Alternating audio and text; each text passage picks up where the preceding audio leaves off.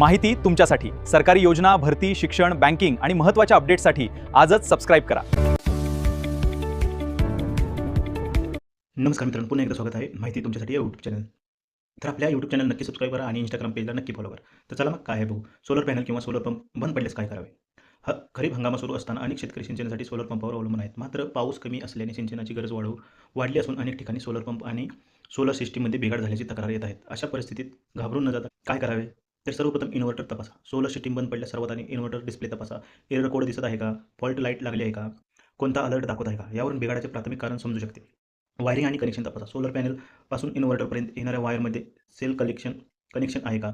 Wire तुटली आहे का? कोणतेही नुकसान झाले आहे का? हे काळजीपूर्वक तपासावे. एम-सी-बी आणि आयसोलेटर तपासा. घरातील किंवा पंपाच्या सिस्टीममध्ये एम-सी-बी, ए-सी आयसोलेटर, डी-सी स्विच हे सर्व चालू ऑन आहे का तपासा. बंद असल्यास योग्य पद्धतीने पुन्हा सुरू करा. सिस्टीम रिस्टार्ट करा. जर वरील सर्व ठीक असेल तर संपूर्ण सोलर सिस्टीम बंद करा. सुमारे 5 मिनिटे थांबा. त्यानंतर पुन्हा सिस्टीम सुरू करा. अनेक वेळा यामुळे किरकोळ तांत्रिक अडचण दूर होते. स्वतः दुरुस्ती करू नका. सोलर सिस्टीममध्ये उच्च दाब, हाय व्होल्टेज वीज पुरवठा असतो. त्यामुळे स्वतः वायरिंग किंवा उपकरणे उघडून दुरुस्ती करण्याचा प्रयत्न करू नये. यामुळे अपघात होऊ शकतो.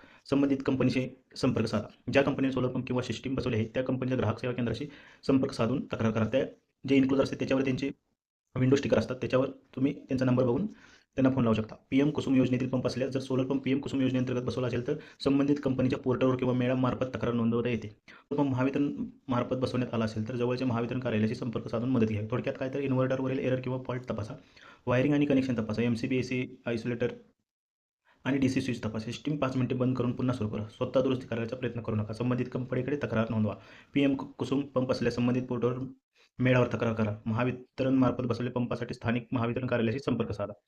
तर या व्हिडिओमध्ये एवढेच. नक्की आपल्या यूट्यूब चॅनल सबस्क्राईब करा. इंस्टाग्राम पेजला नक्की फॉलो करा. धन्यवाद.